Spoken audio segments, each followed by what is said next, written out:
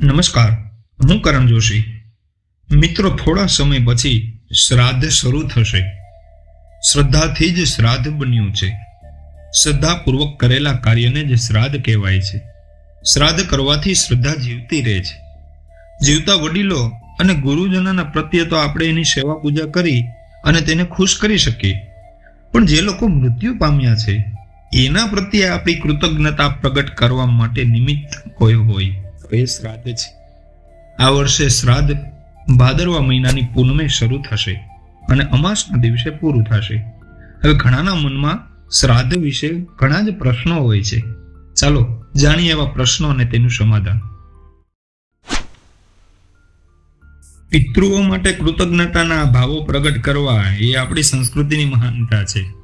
પશ્ચિમી સંસ્કૃતિમાં તો જીવતા લોકોને પણ સાથે રહેવામાં મુશ્કેલી આવે છે, જ્યારે આપણી સંસ્કૃતિમાં તો સાથે રહેવાની પરંપરા છે. અરે, મૃત્યુ થઈ ગયા પછી પણ આપણે એ લોકો માટે વર્ષમાં 16 દિવસનો સમય કાઢી લીધો છે. પિતૃભક્તિનું આવું ઉજ્જવળ ઉદાહરણ બીજે ક્યાંય જોવા નથી મળતું. શાસ્ત્રોમાં મનુષ્ય ઉપર 3 ઋણ બતાવ્યા છે: પિતૃઋણ, દેવઋણ અને ઋષિ ઋણ. આ ત્રણેયના ઋણ આપણા ઉપર હોય છે. આ 3માંથી 2 ઋણ, દેવઋણ અને ઋષિ ઋણ, એ તો આપણે પરોક્ષ રીતે મળે, પણ જ્યારે પિતૃ ઋણ તો આપણે પ્રત્યક્ષ રૂપે મળે છે.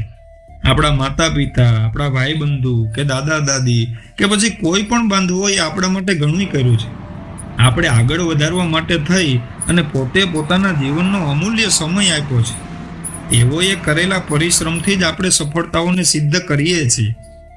શ્રાદ્ધ એ ઋણને, એ ઉપકારને સન્માન આપવા માટે જ હોય છે.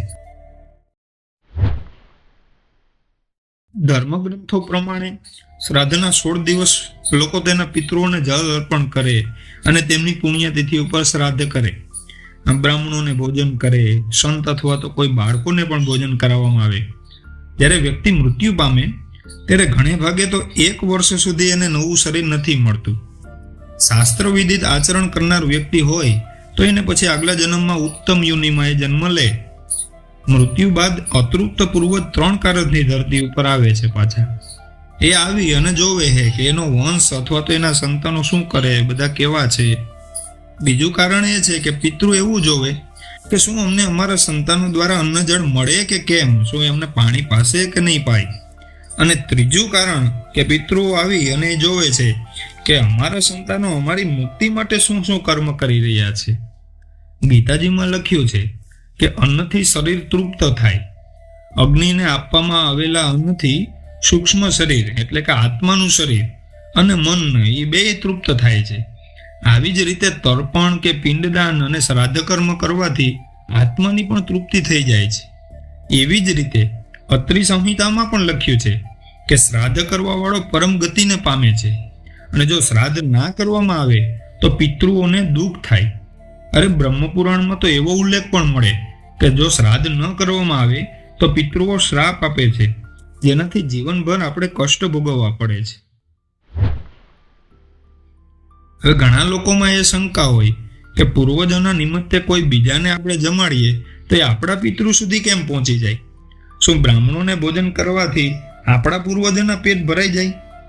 આવા સવાલો ઘણા મનમાં થાય અને એ સ્વાભાવિક પણ છે, પણ તેનો ઉત્તર પણ છે આપણા શાસ્ત્રોમાં. વાસ્તવમાં શ્રાદ્ધમાં આપવામાં આવેલો ભોજનનો માત્ર થોડો જ અંશ, સૂક્ષ્મ અંશ જ પિતૃઓને મળે છે.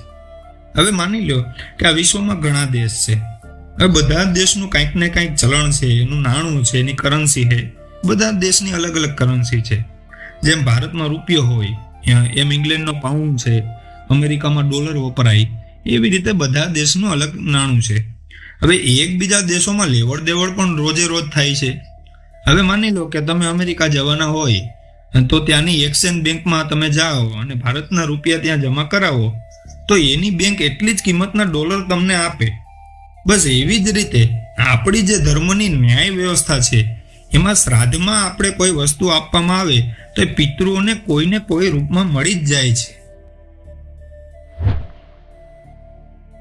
આપણા ધર્મમાં કોઈ પણ વાત અમથી નથી કરવામાં આવી. એની પાછળ કંઈક ને કંઈક કારણ હોય છે, અને એ પાછું આપણા હિત માટે જ હોય છે. એમ શ્રાદ્ધ કરવા પાછળ પણ વિજ્ઞાન છે. આમ તો એની પાછળ ઘણાય કારણો છે, એનું એક મુખ્ય કારણની ચર્ચા આપણે અહીંયા કરીએ. મિત્રો, પહેલાના સમયમાં ભાદરવા મહિનામાં દરેક ગામડાઓમાં ઘરની બહાર એક ખાટલો ઢાળવામાં આવતો અને એ ઘરથી થોડોક દૂર હોય અને ખાટલા ઉપર કોઈને કોઈ બીમાર વ્યક્તિ સૂતા જ હોય. હવે એ એવા વ્યક્તિ હોય કે જેને મેલેરિયાથી એને તાવ આવ્યો હોય, કારણ કે ભાદરવા મહિનામાં મચ્છર વધુ હોવાના કારણે મેલેરિયા જેવા રોગો પુષ્કળ પ્રમાણમાં થતા. હવે શરદ ઋતુ અને ભાદરવો માસ એટલે પિત્તનો પ્રકોપનો કાળ. આ વરસાદના દિવસોમાં મચ્છરોનો પ્રકોપ હોય અને મચ્છર દ્વારા જ આ રોગ ફેલાય અને બીજાને પણ ચેપી બનાવે. હવે પહેલાના સમયમાં તો મેલેરિયા જેવા રોગોની કોઈ દવા પણ નહોતી, પણ આપણી પાસે હતું આયુર્વેદ.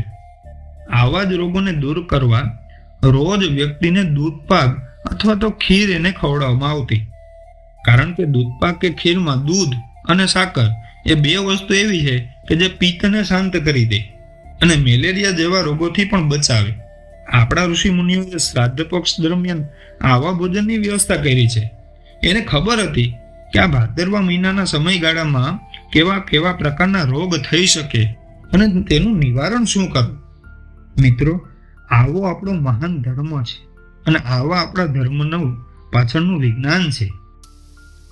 મિત્રો, તો આવો મહાન ધર્મ છે આપણો, જેમાં ધર્મ સાથે વિજ્ઞાન પણ ક્યાંક ને ક્યાંક જોડાયેલું જ છે.